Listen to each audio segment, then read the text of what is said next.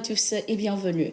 Après le communiqué du gouvernement malien pour dénoncer les propos du ministre de la Défense de la France sur la partition du Mali, le ministre malien des Affaires étrangères, Abdoulaye Diop, a à son tour réagi. Abdoulaye Diop a affirmé qu'il ne faut pas que les Occidentaux prennent leurs rêves pour la réalité. Une déclaration faite lors d'un entretien accordé à Tout TV Africa ce 22 octobre 2023. Nous l'écoutons. Vous savez, nous n'attendons rien de positif de la part de ces autorités françaises aujourd'hui qui ont ces affaires. Je crois que le gouvernement a répondu à ça. Une seule réponse, je vous donne. Quand Barkhane a quitté, beaucoup ont prédit l'apocalypse. Le Mali est là, confiant, il avance, il obtient des résultats. Donc il ne faut pas que les gens prennent leurs rêves pour la réalité. Je sais que beaucoup d'entre ces personnes, comme ce ministre, travaillent à la partition du Mali. Mais le Mali est éternel, le peuple malien a compris, le peuple malien saura résister. Et j'espère que ces problèmes vont se créer plutôt chez eux. Mais nous n'avons pas peur de cela. Voilà, ils ont tenté beaucoup de choses. Par la grâce de Dieu, nous allons déjouer tous ces plans. Dans un entretien accordé aux médias français Jeune Afrique, dans le cadre du forum Lomé Peace and Security, le ministre des Affaires étrangères du Togo, Robert Doucet, a donné des précisions sur l'insécurité au nord du pays. Le chef de la diplomatie togolaise a indiqué que malgré les attaques terroristes, tout le territoire du pays est sous contrôle des forces armées togolaises. Nous sommes préoccupés, mais soyez rassurés, il n'y a pas de terroristes au Togo. Nos frontières sont bien protégées par nos forces de défense et de sécurité. Pour le reste, nous travaillons. À chaque fois qu'il y a une attaque, nos forces ripostent. Nous avons aussi un programme d'urgence pour la région des Savanes au nord pour aider les populations à la base afin d'éviter tout recrutement local. Nous travaillons également avec nos voisins burkinabés, ghanéens et béninois pour prévenir des attaques sur notre sol. Le Togo est sous contrôle. Il n'y a pas 1 kilomètre carré de notre territoire qui est occupé par les djihadistes, a-t-il indiqué. C'était également l'occasion pour le chef de la diplomatie togolaise de réaffirmer le soutien de son gouvernement au pays en transition et sa détermination à continuer à travailler pour la paix sur le continent et dans la région ouest africaine. Plutôt que de jeter de l'opprobre sur les acteurs de ces transitions, nous pensons que la sagesse africaine nous condamne à avoir un rapport fraternel envers les pays et les peuples en détresse et en quête d'une issue salvatrice. Nous y croyons parce que nous disons que la diplomatie nous en donne les clés et les moyens, tandis que les instruments juridiques des organisations régionales et sous-régionales nous offrent le cadre institutionnel. En toute humilité, nous pensons qu'à chaque fois qu'il y a des difficultés, nous devons aider à les résoudre. C'est de notre devoir parce que si nous ne le faisons pas au Togo, quelqu'un d'autre peut le faire, a-t-il laissé entendre. Placé sous le thème comment renforcer les transitions politiques vers une gouvernance démocratique en Afrique,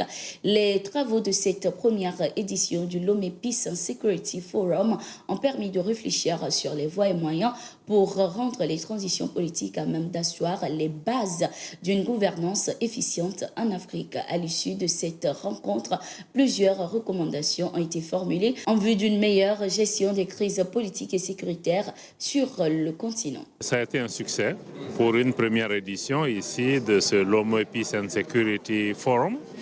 D'abord en termes de participation, la qualité de la participation, mais aussi la franchise des débats et le fait que c'est une plateforme de dialogue qui permet aux pays en transition de pouvoir interagir avec les autres.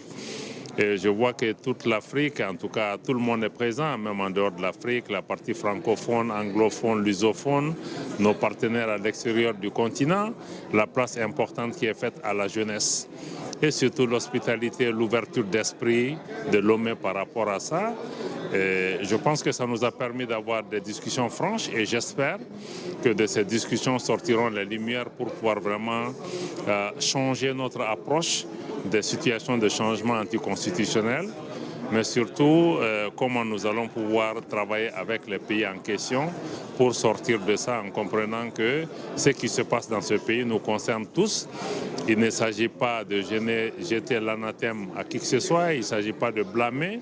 Après les condamnations et tout ça, il va falloir ensemble chercher des solutions pour aller de l'avant. Donc pour moi, Lomé a été vraiment une expérience assez enrichissante parce que ce n'était pas dans un état d'esprit de blâmer ou de cautionner, mais vraiment de servir de plateforme pour qu'on puisse discuter et se comprendre. Les soldats tchadiens de la MINUSMA ont quitté définitivement le camp Tessalite dans la région de Kidal.